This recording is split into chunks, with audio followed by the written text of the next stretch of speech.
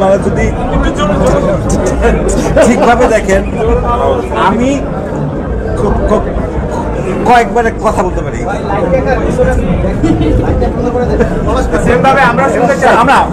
আমি আমি প্রথমে female 1 2 3 I saw it many Times. আমি দেখলাম কারণ আমার ক্যারেক্টার যেহেতু এটা ছিল, সো আমার যাতে ওর সাথে না মিলে যায়, ওর প্যাটার্ন অবভিয়াসলি পলাশ খুব ভালো করে এই জিনিসটা। তারপরে আমি ওর সাথে কথা বললাম যে কীভাবে করে, ওর ইন্সপিরেশন পয়েন্ট কি, and I try to do. আমি জানি না কতটা সাকসেস হচ্ছে। ওর মানে স্পিচ প্যাটার্ন, মানুষের স্ট্যামারিং অনেক রকম হয়, তো আমারটা যাতে ওর মতো না হয়, এবং ওটা Omi was very careful about that. আমার প্যাটার্ন অফ স্ট্যামারিং, আমি কোথায় তোতলাচ্ছি, পলাশ কোথায় তোতলাচ্ছি, কীভাবে তোতলাচ্ছি, এটা যদি একটু পৃথক হয় সেটা আমরা এটা অ্যাকচুয়ালি অমির lot of is Omi's credit, but আমি আর পলাশ আমরা এটার বিষয়ে আমরা একটু মনোযোগ দেওয়ার চেষ্টা করেছি। পলাশ ভাইয়ের দিক থেকে একটু শুনি না, যেটা হচ্ছে শুটিং এর আগে ইরেশ ভাইয়ের সাথে যতবারই আমার কথা হইতো বা যত হোয়াটসঅ্যাপে যত ভয়েস টেক্সটিং হইতো, সবগুলো কিন্তু আমরা ক্যারেক্টারের থেকেই করতাম। এটা হচ্ছে সবচেয়ে ইন্টারেস্টিং পার্ট। এবং যতবার তাকে আমি কোনো কথা বলতাম, আমি কিন্তু তোতলাই বলতাম। এবং শুটিং এর মধ্যে যেটা হয়েছে যে দেখেন, ফিমেল 4 বা ফিমেল 1 2 3 এটা মানে একটা ফান আসলে। তো পুরো শুটিংটা একটা ফান প্রসেসের মধ্যে দিয়ে গেছে। তো আমরাও চেষ্টা করছি আনন্দ করে মজা করে কাজটা করার, যাতে করে আনন্দটা যাতে আমরা আগে পেয়েছি বিধায় ধরেন দর্শকরা যাতে সেই আনন্দটা যাতে পায়। নির্বাচনে আমি দাঁড়াই নাই, মানে নির্বাচনে দাঁড়াই নাই, সামনে দাঁড়াবে। হ্যাঁ, মানে শুধু শুধু এমনি পোস্টার লাগাইছে আর কি এলাকায়, আর কিছুই না। আমি তো ভাই গুন্ডা মন্ডা নাই, এমনি ফোন দেয় দুষ্টামি করার জন্য, এমনি কোনো ঝামেলার জন্য ফোন দেয় না। আচ্ছা, ধন্যবাদ সবাইকে। আমার সাথে যেটা ঘটেছে সেটা অবশ্যই শিক্ষণীয়, প্রত্যেকটা অভিনয় শিল্পীর জন্যই বা প্রত্যেকটা শিল্পীর জন্যই আসলে শিক্ষণীয় ব্যাপার। আমি আসলে যা বলার যা সবই হচ্ছে যে ফেসবুকে আমি আর আমার স্ট্যাটাসের মাধ্যমে আমি আসলে দর্শকদের কাছে পৌঁছানোর চেষ্টা করেছি।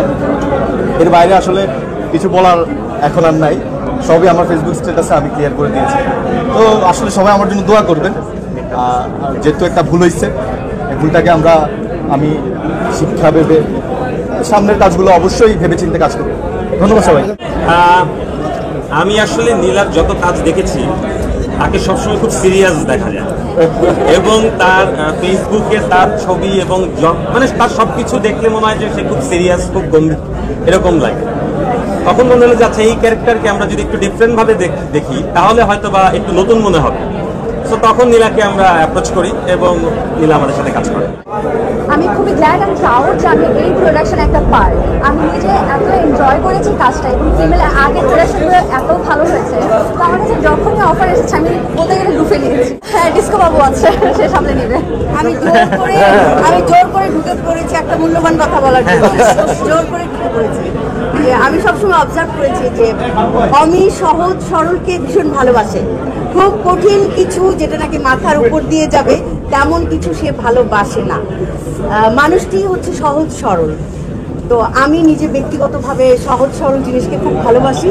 আমি দাবি করি আমি খুব সহজ সরল, সেই জন্য আমার কাছে ফিমেল 4 খুব ভালো লেগেছে, আগেরগুলোও ভালো লেগেছে।